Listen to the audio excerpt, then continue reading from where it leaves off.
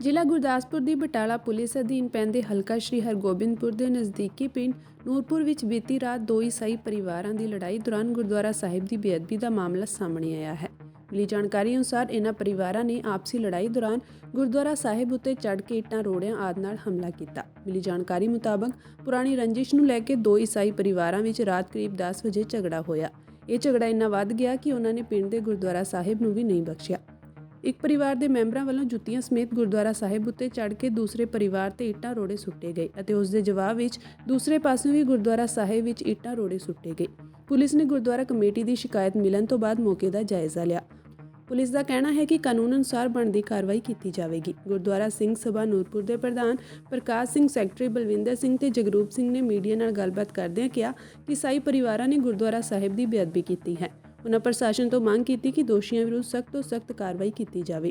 Gurdwara committee ਵੱਲੋਂ police ਨੂੰ CCTV ਕੈਮਰਿਆਂ ਦੀ ਫੁਟੇਜ ਵੀ ਸੌਂਪੀ ਗਈ ਹੈ। ਇਸ ਘਟਨਾ ਨੂੰ ਲੈ ਕੇ ਪਿੰਡ ਵਾਸੀਆਂ ਵਿੱਚ ਭਾਰੀ ਰੋਸ ਦੇਖਣ ਨੂੰ ਮਿਲ ਰਿਹਾ ਹੈ। ਉਨ੍ਹਾਂ ਵੱਲੋਂ ਸਖਤ ਕਾਰਵਾਈ ਦੀ ਮੰਗ ਕੀਤੀ ਗਈ ਹੈ। ਉਧਰ ਸ਼੍ਰੋਮਣੀ ਗੁਰਦੁਆਰਾ ਪ੍ਰਬੰਧਕ ਕਮੇਟੀ ਦੇ ਪ੍ਰਧਾਨ ਹਰਜਿੰਦਰ ਸਿੰਘ ਧਾਮੀ ਨੇ ਇਸ ਘਟਨਾ ਨੂੰ ਮੰਦਭਾਗੀ ਦੱਸਦੇ ਹੋਏ ਪੰਜਾਬ ਸਰਕਾਰ ਤੇ ਨਿਸ਼ਾਨਾ ਸਾਧਿਆ ਅਤੇ ਕਿਹਾ ਕਿ ਅਜਿਹੇ ਗੁਨਾਹਗਾਰਾਂ ਨੂੰ ਸਖਤ ਤੋਂ ਸਖਤ ਸਜ਼ਾ ਮਿਲਣੀ ਚਾਹੀਦੀ ਹੈ। ਉਨ੍ਹਾਂ ਕਿਹਾ ਕਿ ਹੁਣ ਤੱਕ ਬੇਅਦਬੀ ਕਰਨ ਵਾਲਿਆਂ ਨੂੰ ਕੋਈ ਸਖਤ ਸਜ਼ਾ ਨਹੀਂ ਦਿੱਤੀ ਗਈ। ਸਰਕਾਰ ਨੂੰ ਅਜਿਹੇ ਦੋਸ਼ੀਆਂ ਵਿਰੁੱਧ ਕਾਰਵਾਈ ਲਈ ਸਖਤ ਕਾਨੂੰਨ ਬਣਾਉਣੇ ਚਾਹੀਦੇ ਹਨ। ਇਹ ਘਟਨਾ ਬਾਬਾ ਜੀ ਇਦਾਂ ਹੋਈ ਹੈ ਕਿ ਦੋ ਸਾਡੇ ਕ੍ਰਿਸਚਨ ਭਾਈਚਾਰਾ ਵਾ ਇਹਨਾਂ ਦੋਵਾਂ ਇਹ ਦੋਵਾਂ ਦਾ ਆਪਸ ਵਿੱਚ ਝਗੜਾ ਚੱਲ ਰਿਹਾ ਕਾਫੀ ਟਾਈਮ ਪਹਿਲਾਂ ਤੋਂ। ਹਾਂਜੀ ਠੀਕ ਹੈ ਜੀ। ਸਾਡਾ ਗੁਰੂ ਘਰ, ਸਾਡਾ ਸਿੱਖ ਸਮਾਜ ਦਾ ਇਹਨਾਂ ਨਾਲ ਕੋਈ ਲੈਣਾ ਦੇਣਾ, ਕੋਈ ਝਗੜਾ ਨਹੀਂ ਕਿਸੇ ਦੇ ਵੀ ਕਰਦਾ। ਹਾਂਜੀ ਠੀਕ ਹੈ ਜੀ।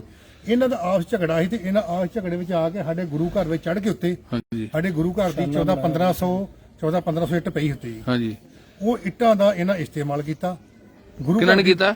ਹਾਂਜੀ ਦੋਨੋਂ ਕ੍ਰਿਸਚਨ ਭਾਈ ਜਾਨੇ ਦੋਨੋਂ ਆਪਸ ਵਿੱਚ। ਠੀਕ ਹੈ। ਸਾਡਾ ਸਿੱਖ ਸਮਾਜ ਦਾ ਕੋਈ ਨਾ ਲੈਣਾ ਦੇਣਾ ਨਹੀਂ। ਫਿਰ ਇਹਨਾਂ ਨੇ ਇੱਥੇ ਗੁਰੂ ਘਰ ਆਣ ਕੇ ਕੀ ਕੀਤਾ? ਗੁਰੂ ਘਰ ਆਣ ਕੇ ਇੱਟਾਂ ਇੱਕ ਦੂਜੇ ਉੱਤੇ ਮਾਰਨੇ ਸ਼ੁਰੂ ਕਰ ਦਿੱਤੀਆਂ। ਉਧਰੋਂ ਮਾਰੇ ਨਿਸ਼ਾਨ ਸਾਹਿਬ ਦੇ ਉੱਪਰ ਚੜ੍ਹ ਕੇ ਦੂਜੀ ਪਾਰਟੀ ਵਾਲੇ ਜਿਹੜੇ ਨਿਸ਼ਾਨ ਸਾਹਿਬ ਚੜ੍ਹ ਗਏ ਆ ਜੁੱਤੀਆਂ ਸਮੇਤ। ਫਿਰ ਮਹਾਰਾਜ ਦਾ ਥੱਲੇ ਸਾਡਾ ਪ੍ਰਕਾਸ਼ ਵਾ, ਮਹਾਰਾਜ ਦਾ ਸੱਚਖੰਡ ਹੈ, ਉਹਦੇ ਉੱਤੇ ਚੜ੍ਹ ਕੇ ਇਹਨਾਂ ਦੀ ਦੋਵਾਂ ਦੀ ਲੜਾਈ ਚੱਲ ਰਹੀ ਸੀ। ਹਾਂਜੀ ਸਾਡੇ ਸਿੱਖ ਸਮਾਜ ਦਾ ਕੋਈ ਇਹਨਾਂ ਲੈਣਾ ਦੇਣਾ ਨਹੀਂ ਹੈਗਾ, ਪਰ ਇਹਨਾਂ ਨੇ ਸਾਡੇ ਗੁਰੂ ਘਰ ਦੀ ਬੇਅਦਬੀ ਕੀਤੀ ਹੈ। ਬੇਅਦਬੀ ਹੋ ਗਈ ਹੈ ਜੀ। ਸਾਨੂੰ ਇਨਸਾਫ ਮਿਲਣਾ ਚਾਹੀਦਾ ਵਾ। ਪ੍ਰਸ਼ਾਸਨ ਨੂੰ ਜੀ ਵੇਖੋ ਜੀ ਪੂਰੀ ਲਿਖਤੀ ਰੂਪ ਦੇ ਦਿੱਤਾ, ਨਾਂ ਦਿੱਤੇ ਆ। ਇਹਨਾਂ ਤੇ ਕਾਰਵਾਈ ਹੋਣੀ ਚਾਹੀਦੀ ਹੈ। ਗੁਰੂ ਘਰ ਦਾ ਕੀ ਨੁਕਸਾਨ ਹੋਇਆ?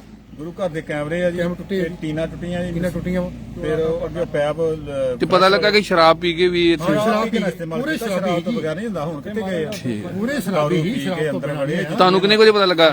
ਸਾਨੂੰ ਲੱਗਾ ਪਤਾ 1 ਘੰਟੇ ਬਾਅਦ ਵੀ ਜਦੋਂ ਇਹ ਲੜ ਰਹੇ ਆ। ਪਹਿਲਾਂ ਵੀ ਲੜਦੇ ਸੀ ਆਪਸ ਵਿੱਚ, ਵੀ ਆਪਸ ਲੜ ਰਹੇ ਆ। ਸਾਨੂੰ ਪਤਾ ਬਾਅਦ ਲੱਗਾ ਇਹ ਕੰਮ ਨਾ ਕੀਤਾ ਕਿ ਇਹ ਜਦੋਂ ਸਾਨੂੰ ਪਤਾ ਲੱਗਾ ਫਿਰ ਅਸੀਂ ਆਏ ਆ ਸਾਰੇ ਇੱਥੇ। ਉਸ ਵਕਤ ਇਹ ਭੱਜ ਕੇ ਘਰਾਂ ਆਉਂਦੇ, ਪਰ ਸਾਡੇ ਗੁਰੂ ਘਰ ਦੀ ਬੇਅਦਬੀ ਕਰ ਚੁੱਕੇ।